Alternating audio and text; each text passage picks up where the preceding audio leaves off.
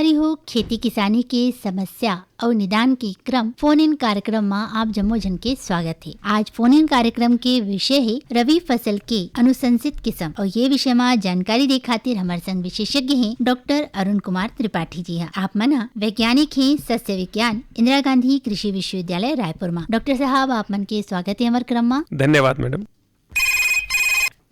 Hello किसान वाणी। हाँ hello किसान वाणी। राम राम भैया, कौन बोला था, कहाँ से बोला था? मैं रामदास देवांगन, ग्राम बकरीटोला, जिला बालोद से बोला हूँ दीदी। जी भैया, तो जैसे कि आज हमारे हेलो किसान वाणी के विषय है कि रवि फसलों की अनुशंसित किस्में, तो एक ले जुड़े का जानकारी चाहते हो आप मन? तो हम भी चना बोना रही से तो चना कौन किस्म के बोना है और चना के बोने के भी समय आबे या निकल के एक बारे में पूछना रही से जी भैया। तो ये विषय में जानकारी हमारे करे जन विशेषज्ञ हैं डॉक्टर अरुण कुमार त्रिपाठी जी। हाँ, आप मन बताएं। देवांगन भैया, चना बुने बर अभी सही समय है, आप मन हाँ बुन सकता चना। वैसे सही समय ओकर बर 15 नवंबर से 15 दिसंबर सबसे उपयुक्त होते और नवंबर वाला चना ज्यादा बढ़िया होते, लेकिन थोड़ा देरी से बुनना है तो किस्म ला थोड़ा बदलना पड़ी। चना की जो छत्तीसगढ़ में सबसे ज्यादा पैदावार देने वाली किस्म है वह है छत्तीसगढ़ लोचन चना और इंदिरा चना 1 तथा छत्तीसगढ़ चना 2। ये 2-3 किस्म हैं जिससे 18 से 20 कुंटल 1 हेक्टेयर में 2.5 एकड़ में आप मन पैदावार ले सकते। ये किस्म में उगठा रोग घलो नहीं आते और 2 पानी 1 से 2 पानी यदि आप मन के पास है तो ये किस्म बहुत बढ़िया है। छत्तीसगढ़ चना 2 नाम कर जो किस्म है ये हर दिसंबर में बोनी बर उपयुक्त है। ये हर 90 से 105 दिन में पक के तैयार हो जाते और इनमें ना 18 से 20 कुंटल तक पैदावार आ जाते यदि सब ठीक ठाक रही तो। कीड़ा प्रबंधन, पर्याप्त खाद, बीजोपचार यदि आप मन ये सब करता तो इनमें उत्पादन 18 से 20 कुंटल 2.5 एकड़ में मिल जाते। और RVG 202 घलो एक किस्म है, हर ग्वालियर कृषि विश्वविद्यालय ले निकली से और इनमें तो 20 से 22 कुंटल तक 2.5 एकड़ में पैदावार देहे के क्षमता है। छत्तीसगढ़ के जो कृषि विज्ञान केंद्र में एक प्रदर्शन कार्यक्रम लेहल गई से उनमें भी 18 से 20 कुंटल पैदावार मिली से किसान मन के खेत। धन्यवाद भैया। धन्यवाद जी, बहुत धन्यवाद।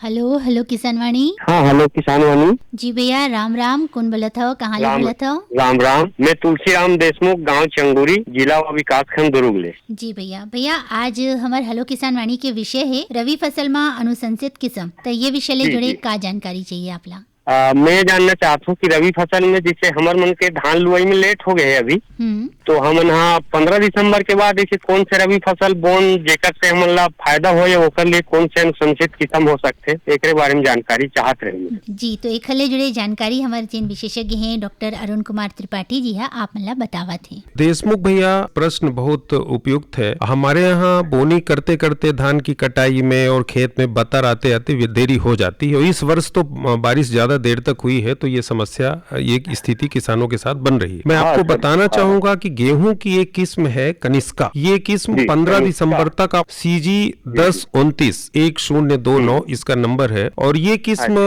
देरी से बोने के लिए ही उपयुक्त है। ये किस्म 100 से 105-110 दिन में पक के तैयार हो जाती है और इसमें पैदावार भी 45-50 कुंटल तक मिल जाता है। इसमें जो वैज्ञानिक प्रयोग में तो 52 कुंटल तक पैदावार मिली है, लेकिन आम किसान भी यदि 15 दिसंबर के पहले इसकी बोनी करता है तो और पर्याप्त पानी देता है, खाद उर्वरक का प्रबंधन करता है, खरपतवार का प्रबंधन करता है तो इसमें अच्छी पैदावार मिल जाती है। और गेहूं की कौन सी किस्म? कनिष्का।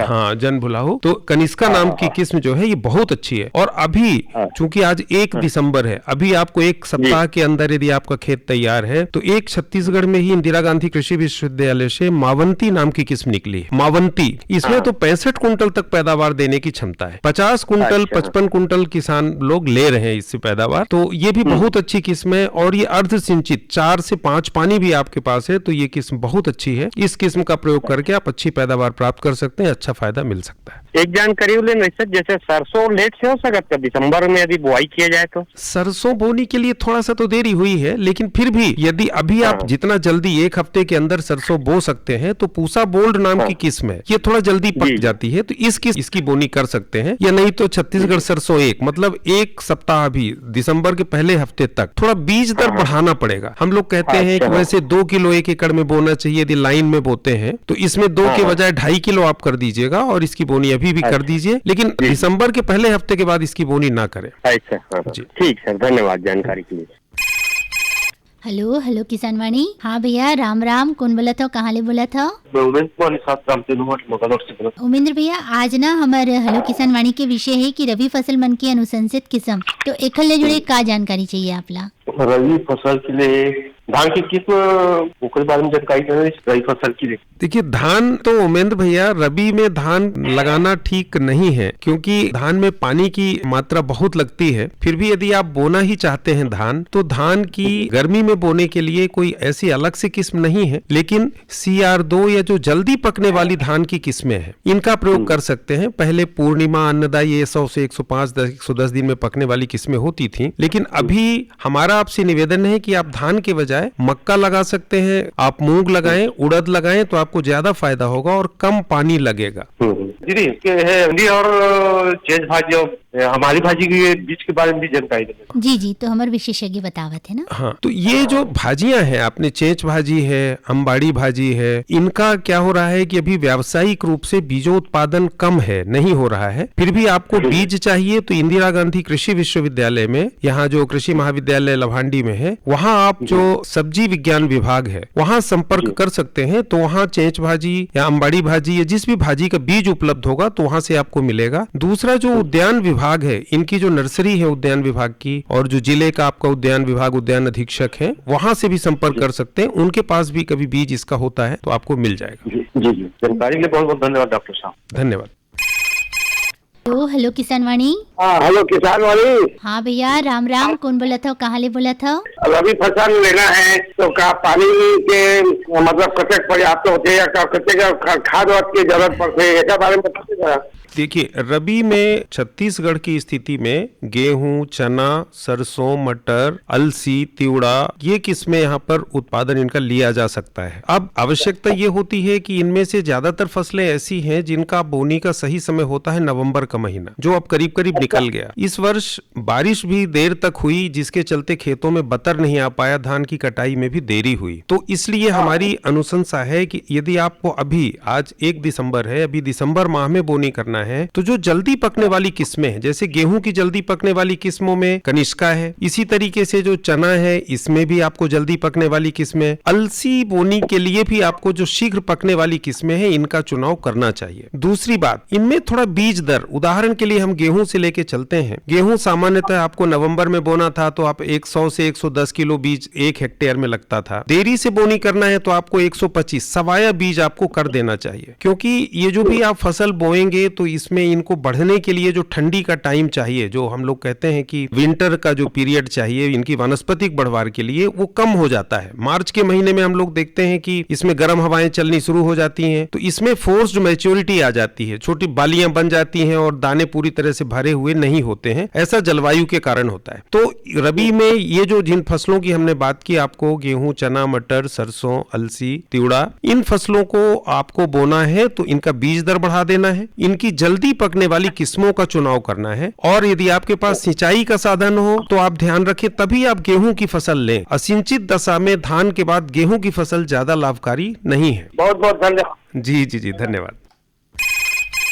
हेलो हेलो किसान वाणी। हाँ दीदी, मोरमया भरे राम राम। राम राम भैया, कौन बोला था, कहाँ ले बोला था? मैं नवागढ़ कटाई जिला में तरले नारायण प्रसाद वर्मा बोला था। वो दीदी जी भैया, क्या जानकारी चाहिए आपला? हाँ दीदी, जैसे मैं साग भाजी की खेती करना चाहता हूँ जी, तो एम ऐसे कौन कौन से साग भाजी के किस्म हवा, फसल हवा, जेकर अनुशंसित ढंग ले मैं अपन खेती किसानी कर सका, यही जम्मो बात ल पूछे बर फोन लगाए हो दीदी। जी भैया, हमारे आज के विशेषज्ञ हैं डॉक्टर अरुण कुमार त्रिपाठी जी है, आप मला ये विषय में जानकारी बतावत हैं। हाँ डॉक्टर भैया, राम राम। राम राम भैया, राम राम। आप जो भाजियों की खेती करना चाहते हैं, लाल भाजी, पालक भाजी, चेंच भाजी, बथुआ भाजी, हमारे पास बहुत सारी भाजियां हैं और छत्तीसगढ़ तो भाजियों के लिए प्रसिद्ध है, जिससे हमारा पोषण भी होता है, हमारे खान पान की आदत में भी है। तो आप ये ध्यान रखें, यदि आपको व्यावसायिक खेती करनी है कि ज्यादा पैदावार लेकर के 2 एकड़, 4 एकड़, 10 एकड़ में करना है, जो कि अपने जरूरत से ज्यादा ज्यादा है जिसको बाजार में बेच के आपको लेना है। तो ये ध्यान रखें कि बाजार किस भाजी का सबसे ज्यादा है, उसके हिसाब से आप 2 या 3 भाजी का चुनाव करें। यदि आपको लगता है कि वहां चेच भाजी ज्यादा बिक रही है, लाल भाजी ज्यादा बिक रही है, बथुआ भाजी ज्यादा बिक रही है, तो जो भी भाजी बिक रही है आपको पहले तो उसका चुनाव कर लेना चाहिए कि इनको हमें लगाना है। सरसों भाजी का भी बहुत लोग चाव से खाते हैं। सरसों भी आप, उसमें भी एक लोटनी राई आती है जो अर्ली मस्टर्ड बोलते हैं, उसकी भी आप खेती कर सकते हैं, जिसमें क्या था पत्ते ज्यादा होते हैं। तो रही बात ये, अभी बोने के लिए जहां तक है तो आप दिसंबर के पहले हफ्ते में 10 दिसंबर तक बोनी कर सकते हैं। कई बार क्या होता है जब ज्यादा ठंडी पड़ती है, टेम्परेचर भी बेमेतरा में भी ज्यादा 10 डिग्री सेल्सियस के नीचे चला जाता है, तो उस समय अंकुरण में विलंब होता है। आपने भाजी बोनी कर दी, उसके बाद जमता थोड़ा देर से है, और आपके पास पानी का साधन होना चाहिए। बाकी भाजियां बहुत अच्छी हैं, इनमें से आप किसी भी भाजी का चुनाव कर सकते हैं। रही बात किस्म और बीज के उपलब्धता की, तो आपके यहाँ जो उद्यानिकी विभाग है, जिले में जो कृषि विज्ञान केंद्र है, कृषि महाविद्यालय है, तो यहाँ आप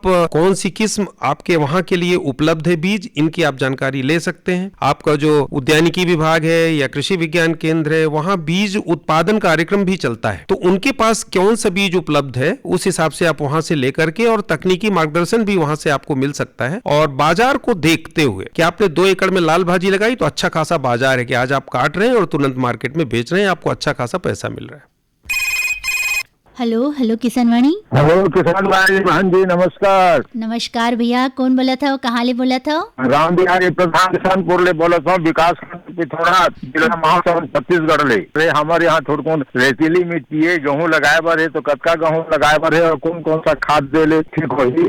अच्छा, आजकल का है रबी फसल धान भी कमाए बर पड़त है, ओकर भी जानकारी चाहत हमें जी। तो ये सारी जानकारी आपला हमारे जन विशेषज्ञ हैं डॉक्टर अरुण कुमार त्रिपाठी जी, आप मन ला बताइए। हाँ भैया, आप रबी में आपको जो फसलें लेनी है, छत्तीसगढ़ में गेहूं, चना, सरसों, मटर, अलसी, तिवड़ा, ये सब बहुत अच्छे से इनकी पैदावार हो सकती है। इतना करें कि अब चूंकि बोनी में थोड़ा विलंब हो गया है, हमारे यहाँ हमारे पूर्वज भी कहते थे, जो वैज्ञानिक कसौटी पर भी सही उतरा है, कि जब गाय का घी जमने लगे, जब डोरी का तेल यानी महुआ का तेल जमने लगे, तब समझ लीजिए गेहूं बोने के लिए एकदम सही समय है। वो समय निकल चुका है। इस साल बारिश देर तक हुई तो खेतों में बतर थोड़ा विलंब से आया है, तो अभी आप बतर नहीं रहा है साहब। हाँ, तो अभी आप जो गेहूं की किस्म है, सबसे पहले सही किस्म का चुनाव करें। ऐसी किस्में चुनें जो जल्दी पक्के तैयार हो जाती हैं। जैसे उदाहरण के लिए कनिष्का है गेहूं की, CG 1029 नाम की किस्म है ये कनिष्का, बहुत अच्छी किस्म है, और ये आपकी 110 दिन में पककर तैयार हो जाती है। आमतौर पर जो दूसरी किस्में हैं वो 120 दिन ले लेती हैं, ये किस्म 105 से 110 दिन में पककर तैयार हो जाती है, और इसमें पैदावार भी करीब करीब 45 कुंटल तक आराम से मिल जाती है। आपके पास 4 पानी होना चाहिए। आपकी मिट्टी रेतीली है तो आपका खेत जल्दी तैयार हो जाएगा, लेकिन यदि उसमें गोबर खाद, केचुआ खाद,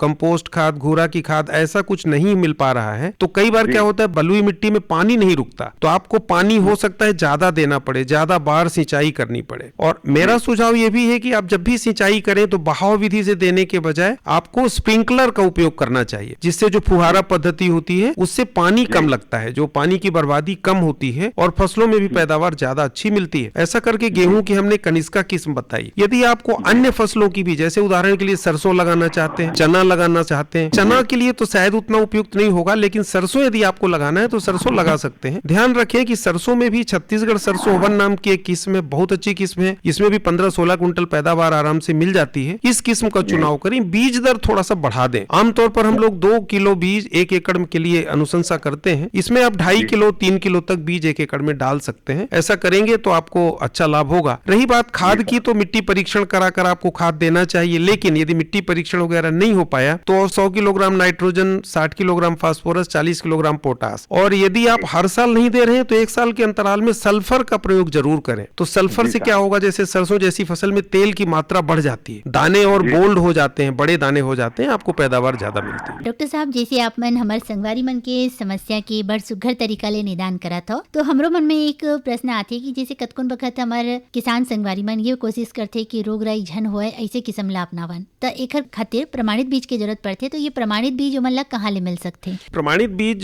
करीब हर जिले में कृषि विज्ञान केंद्र है, वहाँ अपना प्रक्षेत्र होता है और वहाँ पर बीजोत्पादन कार्यक्रम होता है। वहाँ से भी किसानों के लिए बीज इंदिरा बीज के नाम से मिलते हैं, वो बीज उपलब्ध हो जाता है। करीब हर जिले में कृषि विज्ञान केंद्र 27 जिले में है यहाँ। इसके अतिरिक्त अतिरिक्त जो छत्तीसगढ़ राज्य बीज निगम के जो फार्म है वहाँ भी बीजोत्पादन कार्यक्रम होता है, और जो एक बीज निगम की संस्था ही है पूरा, जिसमें बीज का ही उत्पादन होता है, बीज का विपणन किया जाता है, बीज का सर्टिफिकेशन होता है, तो वहाँ से प्रमाणित बीज किसान भाइयों को मिल सकता है। जिले में जो कृषि विभाग है और जो इंदिरा गांधी कृषि विश्वविद्यालय में एक राष्ट्रीय बीज परियोजना है जो लभांडी में है, यहाँ भी बीज किसानों के लिए भी विक्रय हेतु उपलब्ध होता है, वहाँ संपर्क करके प्रमाणित बीज किसान भाई प्राप्त कर सकते। अच्छा डॉक्टर साहब, जैसे ये अनुशंसित जिन किस्म होते एकरों का बीज उपचार करना जरूरी होते? जी हाँ, अनुशंसित किस्म का आशय ये है कि वहाँ की जलवायु के लिए ये किस्में बहुत अच्छी पैदावार देती हैं। वहाँ यदि इन किस्मों को बोएंगे तो उसमें कीड़े बीमारी का प्रकोप कम होगा, पैदावार ज्यादा होगी, वहाँ के माइक्रो क्लाइमेट के हिसाब से ये किस्में उपयुक्त होती हैं। लेकिन इसका आशय ये नहीं है कि उसमें बीजोपचार की आवश्यकता नहीं है, उसमें भी बीजोपचार आपको करना ही चाहिए। जी अच्छा, ये जिन बीजोपचार की बात हम करत हन तो एकर का कोनो विशेष विधि होते?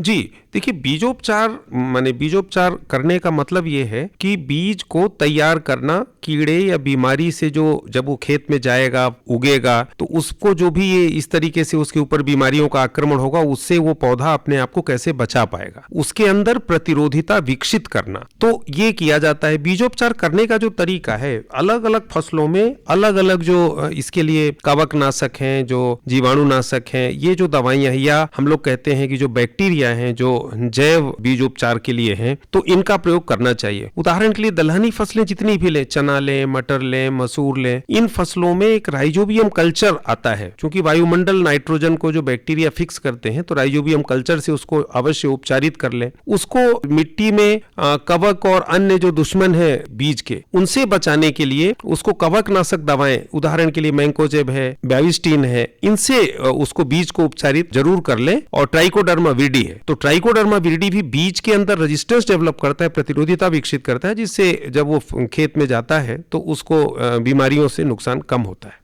डॉक्टर साहब, अभी ये बात तो बहुत सही है कि बीजोपचार करना जरूरी हो जाते, फिर एक समस्या आते कतकुन बखत की किसान संगवारी मन ला पता नहीं रहा है कि वहाँ नमी की मात्रा कितना होना चाहिए, तो एकर खातिर विस्तार ले थोड़ी जानकारी दे। देखिए, बीजोपचार का जो तरीका है वो ये है कि बीज के चारों ओर एक आवरण, जो हम चाहे ट्राइकोडर्मा है, चाहे वो कार्बेंडाजिम है, बैविस्टीन, जिनसे भी हम बीजोपचारित कर रहे हैं, उनका एक परत बीज के चारों ओर लिपट जानी चाहिए। जिससे क्या होगा कि जब बीज खेत में जाएगा, अंकुरित होगा, मिट्टी में जाएगा, तो उसमें जो मिट्टी में उपस्थित जो कवक होंगे, जो बीज के दुश्मन होंगे, वो उसके ऊपर आक्रमण ना कर पाए। रही बात नमी की, तो बीज को आप फैला लें, उसके ऊपर हल्का पानी सींच दें। इसके बाद उसमें जो भी ट्राइकोडर्मा का पाउडर है, राइजोबियम कल्चर है, राइजोबियम कल्चर को चिपकाने के लिए हम लोग गुड़ के शीरे या शक्कर के शीरा, हल्का मिठास, उसका प्रयोग करते हैं, जिससे बीज में वो चिपक जाता है अच्छे से। और इसके आधे घंटे बाद, बीज उपचार करने के आधे घंटे तक बीज को छाया में सुखा लें। इसके पश्चात उसको खेत में बोनी करें।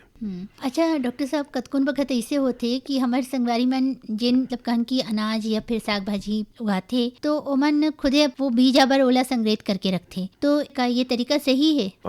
बिल्कुल, ये संग्रहित किया जा सकता है, लेकिन उसको यदि बीज के रूप में प्रयोग करना है तो ध्यान देना चाहिए कि आपने जिस खेत की उसका उत्पादन लिया है, उसमें किसी बीमारी का प्रकोप तो नहीं हुआ था, उसमें कीड़े का प्रकोप नहीं हुआ था। क्योंकि कुछ बीमारियां ऐसी होती हैं कि जिनके रोगाणु बीज जनित होते हैं। मतलब आपने, जैसे उदाहरण के लिए मैं बताऊं, धान में लाई फूटने वाली एक बीमारी लग रही है आजकल, फाल्स स्मट बोलते हैं। गेहूं में देखें तो गेहूं में लूज स्मट नाम का एक बीमारी लगती है, जिसमें बीज की जगह काले रंग का पाउडर भर जाता है। तो इनके जो रोगाणु होते हैं वो बीज में चिपके रहते हैं, हमको ऐसे नंगे आंखों से दिखाई नहीं देते।